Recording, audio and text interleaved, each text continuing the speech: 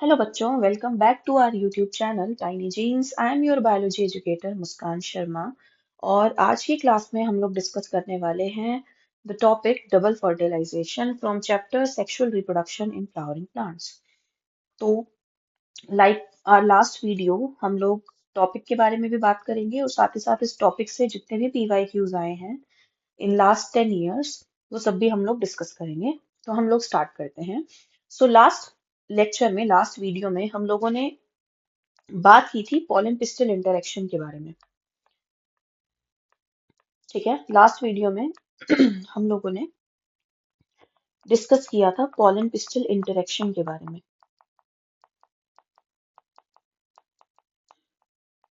जिसमें मैंने आप लोगों को बताया था कि किस तरीके से पॉलन स्टिग्मा पे लैंड करता है, दोनों के बीच में केमिकल इंटरेक्शन होता है और उसके बाद जो पॉलन है वो अपने मेल गैमीट्स रिलीज करता है इनटू द पॉलन ट्यूब की फॉर्मेशन होती है और हमारा फर्टिलाइजेशन होता है। तो अब हमने पढ़ा था कि दो मेल गैमीट्स रिलीज होते हैं, है ना। हमने क्या पढ़ा था कि मेल गैमीट कितने होते हैं, दो होते हैं। ठीक है, तो अब इस फर्टिलाइजेशन को हम डबल फर्टिलाइजेशन क्यों बोलते हैं। पहली चीज तो ये जो डबल फर्टिलाइजेशन की प्रॉपर्टी है, it is unique to angiosperms. पूरे प्लांट किंगडम में सिर्फ एंजियोस्पर्म्स में ही हमें डबल फर्टिलाइजेशन देखने को मिलता है और कहीं देखने को नहीं मिलता है। अब इसको डबल फर्टिलाइजेशन क्यों बोलते हैं, क्योंकि दो मेल गैमीट्स होते हैं तो वो दो डिफरेंट स्ट्रक्चर्स के साथ फ्यूज करते हैं। एम्ब्रियो सैक जो बनाया था हमने फीमेल गैमीटोफाइट, उस फीमेल गैमीटोफाइट में प्रेजेंट दो डिफरेंट स्ट्रक्चर से फ्यूज करते हैं। तो यहाँ पे दो चीजें होती हैं, एक यहाँ होती है सिनगैमी और दूसरा यहाँ पे होता है ट्रिपल फ्यूजन। ठीक है, ये दो चीजें होती हैं। अब सिनगैमी क्या है और ट्रिपल फ्यूजन क्या है। तो मैंने बोला कि मेल गैमीट दो हैं, दोनों में से एक मेल गैमीट फ्यूज करता है हमारे फीमेल गैमीट के साथ, जिसको कि हम एग सेल बोलते हैं। ये मेल गैमीट हेप्लॉइड है। ठीक है, जस्ट अ मोमेंट। ओके, सो ये जो मेल गैमीट है ये हेप्लॉइड है और ये जो एग सेल है ये भी कैसी है, ये भी हेप्लॉइड है। अब ये दोनों जब फ्यूज करते हैं, ये दोनों जब फ्यूज करते हैं तो क्योंकि ये दोनों गैमीट्स हैं, मेल गैमीट और फीमेल गैमीट के फ्यूजन का जो प्रोसेस होता है उसको हम बोलते हैं सिनगैमी। ठीक है, उसको हम क्या बोलते हैं, सिनगैमी। तो ये जो फ्यूजन हुआ है किसका, मेल गैमीट और फीमेल गैमीट का, मेल गैमीट का एग सेल के साथ, इसी को हम क्या बोलते हैं, सिनगैमी। और इसका रिजल्ट क्या होता है, इसका रिजल्ट होता है जाइगोट, जो कि एक डिप्लॉइड स्ट्रक्चर होगा। दो एन के फ्यूजन से बना है, दो हेप्लॉइड सेल की फ्यूजन से, तो क्या बनेगा, एक डिप्लॉइड जाइगोट। ये तो हो गया एक मेल गैमीट का फेट। अब बात करते हैं दूसरे मेल गैमीट के बारे में। तो ये जो दूसरा मेल गैमीट है ये भी हेप्लॉइड है। ये फ्यूज करता है, हमने एक सेल बनाया था सेंट्रल सेल, जिसके अंदर दो न्यूक्लियस थे। N+N कंडीशन थी ना, जो हमने सेंट्रल सेल बनाया था उसमें पोलर न्यूक्लियाई प्रेजेंट है, N+N की कंडीशन है। तो जब ये मेल गैमीट सेंट्रल सेल के साथ फ्यूज करते हैं तो इस प्रोसेस को हम बोलते हैं ट्रिपल फ्यूजन। ठीक है, इस प्रोसेस को हम क्यों क्या बोलते हैं, ट्रिपल फ्यूजन। अब ट्रिपल फ्यूजन हमने क्यों बोला, क्योंकि एक न्यूक्लियस यहाँ पे है और दो न्यूक्लियस यहाँ पे है। यानी कि जब मेल गैमीट सेंट्रल सेल के साथ फ्यूज कर रहा है तो टोटल तीन न्यूक्लियस फ्यूज हो रहे हैं, इसीलिए इसको हम ट्रिपल फ्यूजन बोलते हैं। और इस ट्रिपल फ्यूजन का जो रिजल्ट होता है वो होता है पेन। ठीक है, जो कि एक ट्रिप्लॉइड स्ट्रक्चर होता है, थी 3N, पॉलीप्लॉइड बोल देते हैं इसको। पेन की फुल फॉर्म क्या है, प्राइमरी एंडोस्पर्म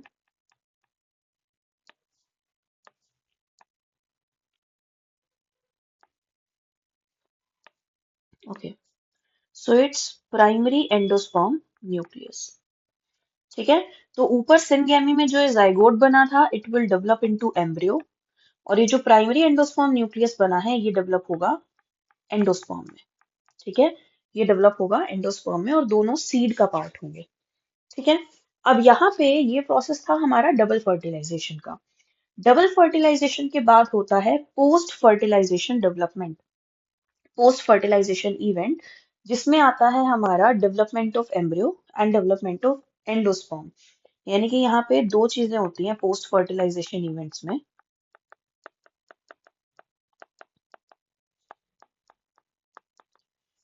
एक होता है डेवलपमेंट ऑफ एम्ब्रियो और दूसरा होता है डेवलपमेंट ऑफ एंडोस्पर्म, सॉरी। तो एक होता है डेवलपमेंट ऑफ एंडोस्पर्म और दूसरा होता है डेवलपमेंट ऑफ एम्ब्रियो यानी कि एम्ब्रियोजेनेसिस। ठीक है। अब मैंने डेवलपमेंट ऑफ एंडोस्पर्म पहले क्यों लिखा? क्योंकि डेवलपमेंट ऑफ एम्ब्रियो पहले स्टार्ट होता है। ठीक है। ये प्रोसेस जो है एंडोस्पर्म का डेवलपमेंट होना, इट स्टार्ट्स फर्स्ट। ठीक है। कई बार क्वेश्चन आता है, why does development of endosperm precedes embryogenesis, यानी कि एंडोस्पर्म का डेवलपमेंट एम्ब्रियो के डेवलपमेंट से पहले क्यों होता है? तो इसके लिए हमें पता होना चाहिए एंडोस्पर्म का फंक्शन। ठीक है। इसके लिए हमें क्या पता होना चाहिए? एंडोस्पर्म का फंक्शन। इसका फंक्शन क्या होता है? इसका फंक्शन होता है टू प्रोवाइड नरिशमेंट। किसको? डेवलपिंग एम्ब्रियो को। ठीक है। एंडोस्पर्म का फंक्शन क्या है? डेवलपिंग एम्ब्रियो को नरिशमेंट प्रोवाइड करना। तो एंडोस्पर्म एम्ब्रियो को नरिशमेंट तो तभी प्रोवाइड करेगा ना जब वो खुद डेवलप हो गया होगा। अब फ्रूट्स का काम होता है हमें नरिशमेंट देना, हमें न्यूट्रिएंट्स प्रोवाइड करना। तो फ्रूट्स तो हमें न्यूट्रिएंट्स तभी देंगे ना जब फ्रूट डेवलप होंगे। अगर हम फ्रूट ही डेवलप नहीं होने दे रहे, कोई पेड़ लगा हुआ है उस पे हम फ्रूट ही डेवलप नहीं होने दे रहे हैं, उस पे से फूल तोड़ तोड़ के अगर हम फेंक दें तो क्या फ्रूट आएगा? और अगर फ्रूट ही नहीं आएगा तो हमें न्यूट्रिएंट्स मिलेंगे कहाँ से? सेम वही चीज है कि एंडोस्पर्म का काम है डेवलपिंग एम्ब्रियो को नरिशमेंट प्रोवाइड करना। तो वो नरिशमेंट तो तभी प्रोवाइड करेगा जब वो खुद बनेगा। तो कुछ अमाउंट ऑफ एंडोस्पर्म डेवलप हो जाता है, उसके बाद ही एम्ब्रियो का डेवलपमेंट स्टार्ट होता है। ये चीज आप लोगों को याद रखनी है। आई रिपीट, जब कुछ अमाउंट ऑफ एंडोस्पर्म डेवलप हो चुका होता है उसके बाद ही डेवलपमेंट ऑफ एम्ब्रियो यानी कि एम्ब्रियोजेनेसिस का प्रोसेस स्टार्ट होता है। ठीक है। तो ये हमने बात कर ली एंडोस्पर्म के फंक्शन की। अब हम लोग बात करते हैं कि एंडोस्पर्म डेवलप कैसे होता है। ये चीज मैं आप लोगों को बता देती हूँ। देखो, इस तरीके से ये हमारी एक सेल है जो कि अभी बनी है। क्या है इस सेल का नाम? कलर चेंज कर देती हूँ मैं इसका। ओके, ये रखते हैं हम। ठीक है। ये जो सेल हमारी अभी बनी है इसका नाम क्या है? इसका नाम है पेन। ये क्या है? प्राइमरी एंडोस्पर्म न्यूक्लियस, जो कि एक ट्रिप्लॉइड स्ट्रक्चर है। ठीक है। अब हमने जब फीमेल गेमेटोफाइट का डेवलपमेंट पढ़ा था तो हमने वहां देखा था, वहां पे रिपीटेड कार्योकाइनेसिस हो रही थी विदाउट साइटोकाइनेसिस। सेम उसी तरीके से यहाँ पे भी रिपीटेड कैरियोकाइनेसिस होती है which is not followed by the cytokinesis at the same time. बाद में साइटोकाइनेसिस होगी, लेकिन एक बार क्या देखने को मिलता है हमें? Repeated cytokinesis. ठीक है। Repeated karyokinesis. तो यहाँ पे क्या होगा? ये जो एक न्यूक्लियस है ये डिवाइड करना स्टार्ट करेगा and it will give rise to multiple nuclei. ठीक है। डिवाइड करके इसके क्या बन जाएंगे? बहुत सारे न्यूक्लियस बन जाएंगे। ये जो स्टेट बनी है ना, ये जो एंडोस्पर्म है जिसमें कि बहुत सारे न्यूक्लियस हैं, इसको हम बोलते हैं फ्री न्यूक्लियर एंडोस्पर्म। ठीक है। ये क्या है? फ्री न्यूक्लियर एंडोस्पर्म, क्योंकि मल्टीपल न्यूक्लियसेस हैं, न्यूक्लियाई है, लेकिन सेल नहीं है यहाँ पे। ठीक है। अब क्या होता है? अब ये जो न्यूक्लियाई है ना ये धीरे धीरे अरेंज होने शुरू होते हैं। यहाँ पे क्या हुआ था? कैरियोकाइनेसिस हुई है रिपीटेड। ठीक है। अब ये जो न्यूक्लियाई है ना ये धीरे धीरे अरेंज होना स्टार्ट हो जाएंगे इस एंडोस्पर्म की पेरिफेरी पे। अभी तक ये पूरे में फैले हुए हैं, धीरे धीरे करके ये अरेंज होना स्टार्ट होंगे पेरिफेरी पे, इस तरीके से हो गए। और अब इनके चारों तरफ कुछ न्यूक्लियाई बीच में भी प्रेजेंट है। और अब इनके चारों तरफ बननी स्टार्ट होगी सेल वॉल। यानी कि एक तरीके से यहाँ पे स्टार्ट हो जाएगा प्रोसेस ऑफ साइटोकाइनेसिस। ये जो पेरिफेरी पे डिपॉजिट हुआ है ना, इनके चारों तरफ सेल बननी स्टार्ट हो जाएगी। कुछ इस तरीके से न्यूक्लियाई अरेंज हुए थे।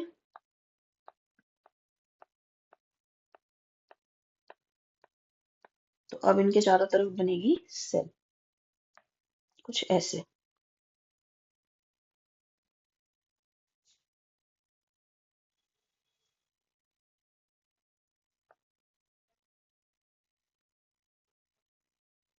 बन रही है। और अभी भी बीच में न्यूक्लियाई प्रेजेंट है जो कि फ्री न्यूक्लियर एंडोस्पर्म है। तो अब ये वाली जो स्टेट है ना, यहाँ पे दो तरीके के एंडोस्पर्म प्रेजेंट है। ये जिसके चारों तरफ सेल बन चुकी है, it is the cellular endosperm.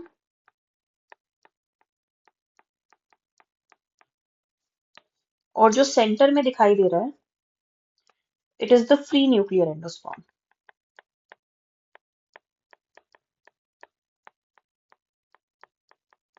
ठीक है। कुछ इसी तरीके की कंडीशन जो है हमें कोकोनट में भी देखने को मिलती है। ये जो फ्री न्यूक्लियर एंडोस्पर्म है, धीरे धीरे सारा डिपॉजिट हो जाता है, सेल्यूलर एंडोस्पर्म बना लेता है। कोकोनट के अंदर हमें दोनों तरीके का एंडोस्पर्म देखने को मिलता है, फ्री न्यूक्लियर भी और सेल्यूलर एंडोस्पर्म भी। हम टेंडर कोकोनट लेके आते हैं, ग्रीन वाला। उस टेंडर कोकोनट के अंदर वो टेंडर कोकोनट एक तरीके से दो तरीके का मिलता है। जब भी आप वो कोकोनट लेने जाते हो ना, तो जो भी सेलर होता है वो आपसे पूछता है कि मलाई वाला चाहिए या बिना मलाई वाला चाहिए। क्योंकि वहां पे टेंडर कोकोनट दो तरीके का मिलता है।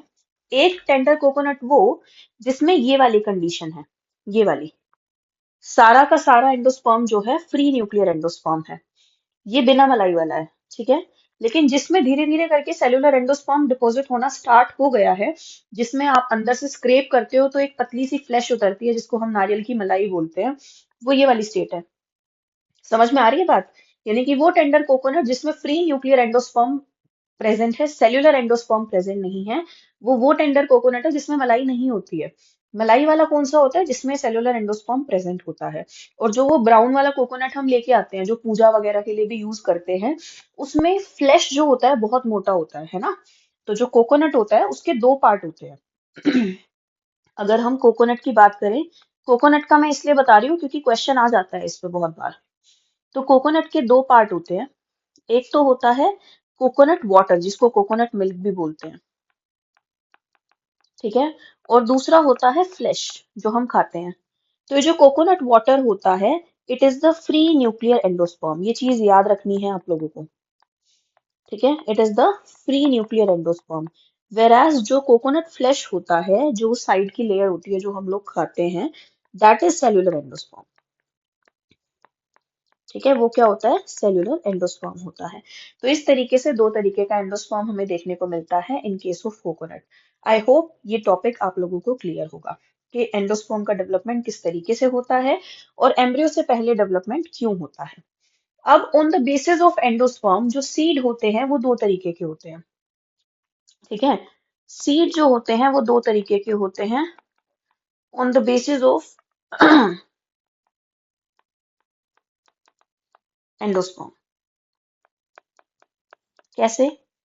देखो बेटा, कुछ सीड्स ऐसे होते हैं जिनका एम्ब्रियो अपनी डेवलपमेंटल प्रोसेस के दौरान सारे के सारे एंडोस्पर्म को कंज्यूम कर लेता है। ठीक है। मैंने बोला देयर आर सम सीड्स जिनका एम्ब्रियो अपने डेवलपमेंटल प्रोसेस में सारे के सारे एंडोस्पर्म को कंज्यूम कर लेता है। तो ऐसे सीड्स को हम बोलते हैं एक्सएल्ब्यूमिनस, या फिर नॉन एल्ब्यूमिनस सीड्स, या फिर नॉन एंडोस्पर्मिक सीड। ठीक है। समझ में आ रही है बात? तो ऐसे सीड्स को हम क्या बोलेंगे?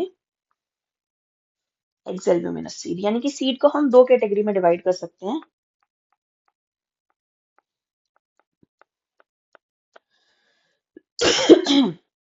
सॉरी, एल्ब्यूमिनस, या फिर हम बोल सकते हैं एंडोस्पर्मिक सीड। और दूसरा एक्सएल्ब्यूमिनस या फिर नॉन एंडोस्पर्मिक सीड।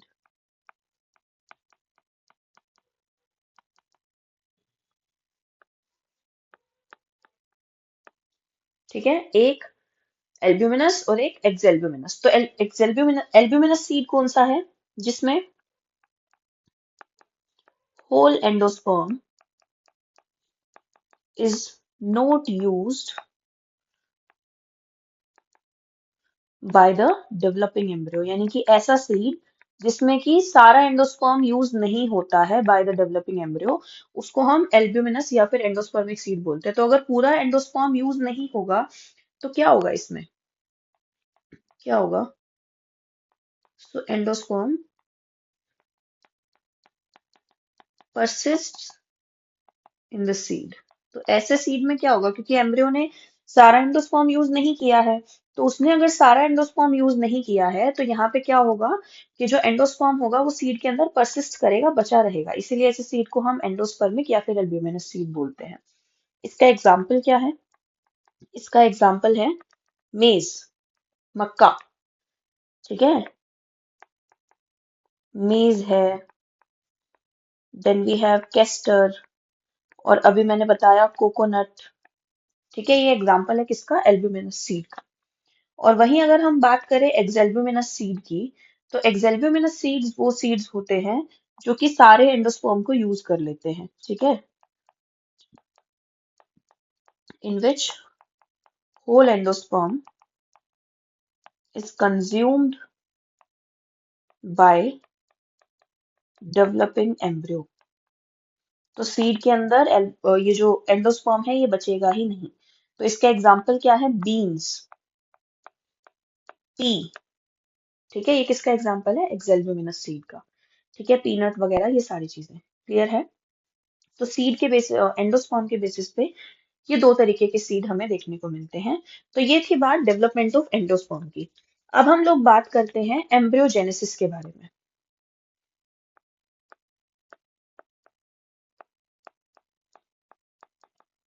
एम्ब्रियोजेनेसिस की अगर हम बात करें, एम्ब्रियोजेनेसिस यानी कि डेवलपमेंट ऑफ एम्ब्रियो, तो यहाँ पे क्या होता है, कुछ स्टेजेस होती हैं जो कि सेम रहती हैं। यहाँ पे जो सबसे पहली स्टेज होती है वो हमारा होता है जाइगोट। ये जो जाइगोट होता है ये डेवलप होता है सबसे पहले एक प्रो एम्ब्रियो के अंदर। एक प्रिमिटिव एम्ब्रियो होता है, डिवाइड करता है, डेवलप हो जाता है प्रो एम्ब्रियो में। ये जो प्रो एम्ब्रियो होता है ये डेवलप होता है ग्लोब्यूलर एम्ब्रियो में। ठीक है, ये किस में डेवलप होता है? ग्लोब्यूलर एम्ब्रियो में। ये ग्लोब्यूलर एम्ब्रियो तक मोनोकोट और डाइकोट दोनों के केस में डेवलपमेंट सेम चलती है। मैंने क्या बोला? इन केस ऑफ मोनोकोट और डाइकोट दोनों के अंदर जो ये ग्लोबुलर एम्ब्रियो है यहाँ तक डेवलपमेंटल प्रोसेस सेम चलता है। लेकिन इसके बाद क्या होता है? इन केस ऑफ डाइकोट ये जो ग्लोबुलर एम्ब्रियो है ये डेवलप हो जाता है हार्ट शेप एम्ब्रियो में। ठीक है, किस में डेवलप हो जाता है? हार्ट शेप्ड एम्ब्रियो में। और ये फाइनली डेवलप हो जाता है इनटू अ के शेप्ड एम्ब्रियो, जिसको हम मैच्योर एम्ब्रियो भी बोलते हैं। ठीक है, जिसको हम क्या बोलते हैं? Mature embryo. In case of dicots, monocot में ये हार्ट शेप्ड एम्ब्रियो नहीं बनता है, क्योंकि वो जो हार्ट शेप होती है वो आगे दो कोटिल्डन्स बना लेती है, जो कि डाइकोट में होता है, मोनोकोट में नहीं होता है। तो ये था प्रोसेस हमारा एम्ब्रियोजेनेसिस का और एंडोस्पर्म के डेवलपमेंट का। ओके, सो इसके बाद हम लोग बात करते हैं, सीड्स का टॉपिक हम लोग पढ़ चुके हैं। Okay, that's it about the topic. अब हम लोग मूव करते हैं पीवाईक्यूज पे। तो सबसे पहले ईयर 2025 के पीवाईक्यूज। फर्स्ट क्वेश्चन है, explain how does double fertilisation takes place in the flowering plant. सबसे पहला टॉपिक जो मैंने एक्सप्लेन किया था, इसमें आपको सिंगेमी और ट्रिपल फ्यूजन के बारे में एक्सप्लेन करना है। Write the fate of products of double fertilisation in this plant. Sorry, fate क्या होगा डबल फर्टिलाइजेशन के प्रोडक्ट का? तो एक बनेगा zygote which will develop into the embryo, और एक बनेगा प्राइमरी एंडोस्पर्म न्यूक्लियस जो कि डेवलप होगा एंडोस्पर्म में। Next question, explain the structure of a mature embryo sac of a typical flowering plant. ये हम पढ़ चुके हैं लास्ट क्लास में। और दूसरा इसमें बोला है ट्रिपल फ्यूजन के बारे में बताना है, सेम अभी मैंने आप लोगों के साथ जो टॉपिक डिस्कस किया है। Next question we have is, first is they are asking about viola and oxalis pollination. ये हम लोग डिस्कस कर चुके हैं. So next part में इसको बोला है, mention four advantages of seed formation to angiosperm. Seed formation की क्या एडवांटेजेस हैं? सीड का बनना जरूरी होता है, क्योंकि अगर सीड नहीं बनेंगे तो स्टोरेज की इशू आएगा. कोई क्रॉप हमने इस सीजन में सॉ करी है, अब उसको हार्वेस्ट किया है, उसके सीड्स मिले हैं, उसके बाद उसको जब अगला सीजन आएगा उसको हम सॉ तभी कर पाएंगे जब उसके सीड हमारे पास प्रेजेंट होंगे. अब अगर ये सीड्स नहीं बनेंगे, ड्राई स्टेट में नहीं जाएंगे, तो उसको हम स्टोर नहीं कर पाएंगे. ठीक है. Next question is, draw a diagram of fertilised embryo sac of an angiosperm and label any four parts. जो हमने एम्ब्रियो sac का स्ट्रक्चर पढ़ा था, अब यहाँ पे आप लोगों को क्या करना है, फर्टिलाइज्ड एम्ब्रियो sac का स्ट्रक्चर कैसे बनाएंगे आप. सेंट्रल सेल की जगह you have to show the PEN, primary endosperm nucleus, and instead of egg cell you have to show the zygote. Egg cell की जगह जाइगोट आ जाएगा, सिनर्जिड्स डीजनरेट हो जाते हैं एंड एंटीपोडल्स भी डीजनरेट हो जाते हैं. ठीक है. Next question we have is, explain the process of double fertilisation in an angiosperm starting from the germination of pollen grains on the stigma. यानी कि इसमें पॉलन पिस्टल इंटरेक्शन से लेके डबल फर्टिलाइजेशन के प्रोसेस को एक्सप्लेन करना है. Mentioning the ploidy of end products formed at the end. जो मैंने बताया, जाइगोट डिप्लॉयड होता है और पेन हमारा ट्रिप्लॉयड होता है, और इसमें सिनर्जिड्स का रोल बताना है during the course of process, जो कि मैंने आपको लास्ट क्लास में बताया था, that it guides the entry of pollen tube. Next part इसमें बोला है, why does development of endosperm precede that of embryo. जो की चीज मैंने अभी आप लोगों को बताया था कि क्वेश्चन आता है इस पे से. तो एंडोस्पर्म का डेवलपमेंट पहले क्यों होता है? बिकॉज उसको डेवलपिंग एम्ब्रियो को नरिशमेंट प्रोवाइड करनी होती है. Next question that we have is, why does endosperm development precedes embryo development in angiosperm seed. Again same question, state the role of endosperm in mature albuminous seed. ठीक है. Reserve होता है, food होता है एक तरीके से एंडोस्पर्म जो होता है उसका. नेक्स्ट है, draw a label diagram showing the different embryonic stages of dicot plant up to mature embryo. ये जो मैंने स्टेजेस बताई हैं आप लोगों को अभी, zygote, then proembryo, globular embryo, heart shaped embryo and K shaped embryo, mature embryo, इन्हीं का आपको डायग्राम इसमें बनाना है. ठीक है. Next question is, if the cells in the leaves of a maize plant contain 10 chromosomes each. Maize plant की leaf की सेल में 10 क्रोमोसोम्स हैं. तो लीफ कैसी है? लीफ की तो सारी सेल्स डिप्लॉयड होंगी, यानी कि डिप्लॉयड सेल के अंदर जो क्रोमोसोम का काउंट है वो 10 है. तो हेप्लॉइड का कितना हो जाएगा? हेप्लॉइड का 5 हो जाएगा. ठीक है, पहले ही कैलकुलेट कर लिया. हेप्लॉइड काउंट कितना हो जाएगा? 5. अब इन्होंने बोला है, write the number of chromosome in endosperm and zygote. अब देखो, जाइगोट जो है, जाइगोट डिप्लॉयड होता है, तो इसका काउंट कितना होगा? इसमें तो सेम 10 रहेगा लीफ वाला. लेकिन जो एंडोस्पर्म है, एंडोस्पर्म कैसा होता है? Endosperm is triploid in nature. तो ट्रिप्लॉइड है तो यहाँ पे कितना हो जाएगा? 5 मल्टीप्लाई बाय 3 यानी कि 15. ठीक है. कितने क्रोमोसोम्स होंगे? 15 होंगे. एक्सप्लेन द, आगे इसमें बोला है, explain the process by which an endosperm and zygote are formed in maize. Double fertilization. ठीक है. Now moving to the next question. With the help of a label diagram only, सिर्फ diagram बनाना है इसमें. Show the stages of development in a dicot plant. तो ये जो embryogenesis का डायग्राम है, ये थोड़ा ध्यान से पढ़ लेना बेटा. ठीक है. एनसीईआरटी में the diagram is given. Endosperm development precedes again the same question. Now next question is, double fertilization is an event unique to all flowering plant. Explain the process. तो इसमें डबल फर्टिलाइजेशन के process को explain करना है. वही चीज जो मैंने बताई थी, that it is unique to flowering plants. सिर्फ एंजियोस्पर्म में देखने को मिलता है ये हमें डबल फर्टिलाइजेशन, और किसी में नहीं होता है in whole plant kingdom. Next question में बोला है, इसमें रीजन पूछा है, a seed of orange has many embryos. ये दोनों क्वेश्चंस जो है, ये दोनों क्वेश्चंस हमारे अगले टॉपिक से हैं. Will discuss this topic in the next lecture. Next question is, explain double fertilization in an angiosperm. Again, same question. Then we have described the process of double fertilization. Trace the development of polyploidal cell. देखो मैंने बताया था ना जब endosperm के बारे में बोला था कि ट्रिप्लॉइड सेल है, इसको पॉलीप्लॉइड बोला जाता है. तो यहाँ पे अगर आपसे पॉलीप्लॉइडल सेल की डेवलपमेंट पूछ रहे हैं, so you have to explain the development of endosperm. जो प्राइमरी एंडोस्पर्म न्यूक्लियस बना है, उससे एंडोस्पर्म की डेवलपमेंट को बताना है. ठीक है, that is formed after fertilisation in a non albuminous seed and albuminous seed. तो नॉन एल्ब्यूमिनस में क्या होगा, एंडोस्पर्म सारा कंज्यूम हो जाएगा, एल्ब्यूमिनस में एंडोस्पर्म बच जाएगा। Next question we have is explain the process of syngamy and triple fusion. You can explain the process easily. Then trace the development of product of syngamy up to its mature stage in a digote plant. Syngamy का product क्या है, zygote है, तो आपको embryogenesis बताना है। Then draw and label three important parts of mature dicot embryo. ठीक है, तो mature dicot embryo के important part क्या है, scutellum, then you have the embryo plumule and radicle। ठीक है, उसके बाद नेक्स्ट क्वेश्चन है the diploid number of chromosomes in an, same question जैसा मैंने बताया था आप लोगों को, diploid number of chromosome in an angiospermic plant is 16, then what will be the number of chromosome in its endosperm and antipodal cell? तो यहाँ पे जो प्लॉइडी है एंडोस्पर्म की अगेन ट्रिप्लॉइड है and antipodal cells are haploid. So इस question का answer जो है you will give me in the comment section, क्योंकि एकदम इजी सेम क्वेश्चन है, तो इस क्वेश्चन का आंसर आप मेरे को दोगे और नेक्स्ट वीडियो में मैं इसका आंसर आप लोगों को दे दूंगी। Next question we have is draw the embryo sac. ये तो हमारे लास्ट वाले टॉपिक का क्वेश्चन है। देन इसमें पूछा है name the cell and explain the process it undergoes to develop into embryo sac. Explain the development of endosperm in coconut. ये देखो, अभी मैंने बोला था कोकोनट में एंडोस्पर्म का डेवलपमेंटल पूछ लेते हैं process. Next question explain the role of stigma in pollen pistil interaction. ये मैं लास्ट टॉपिक में आपको बता चुकी हूँ। Describe the post pollination events. Post pollination event की बात कर रहा है जिसकी वजह से डबल फर्टिलाइजेशन होता है, starting with two cells pollen grain. यानी कि टू सेल पोलन ग्रेन था जिसमें एक जनरेटिव सेल और एक वेजिटेटिव सेल थी। उसके बाद क्या प्रोसेस होता है, उसके बाद ये प्रोसेस होता है that vegetative cell starts the process of pollen tube formation and generative cell divide to form two male gametes।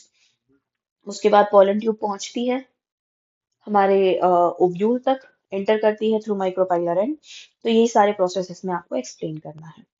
The next question we have is you are given castor and bean seeds। castor और bean का seed दिया है। Which one of the two would you select to observe the endosperm? endosperm को observe करने के लिए क्या select करोगे? तो अभी मैंने बताया था castor is albuminous and bean is non albuminous, exalbuminous। तो आपको endosperm को observe करना है तो you will select the castor seed। Next इसमें बोला है the development of endosperm precede that of embryo. मैंने बोला था बहुत बार क्वेश्चन आता है ये। Next question is explain the process of double fertilisation in angiosperm. Again same question, why does the development of endosperm precede that of embryo and list the part of typical endosperm and embryo. Last question we have is explain the events up to double fertilization after the pollen tube enters one of the synergids in an ovule of an angiosperm। यानी कि एक तरीके से इसमें सिर्फ double fertilisation के बारे में ही पूछा है, क्योंकि सिनर्जिड्स में एंटर करने के बाद वो फर्टिलाइजेशन का प्रोसेस ही होता है। सो आप लोगों को वही एक्सप्लेन करना है, यानी कि आगे का प्रोसेस नहीं बताना है, सिर्फ डबल फर्टिलाइजेशन एक्सप्लेन करना है। तो that's it for today. I hope आप लोगों को ये वीडियो पसंद आया हो। अगर आप लोगों को ये वीडियो पसंद आया तो please like and share it with your friends and subscribe my YouTube channel. And if you have any query regarding this topic or any other topic, please drop your query in the comment section below and I will answer it for sure. Thank you so much for watching.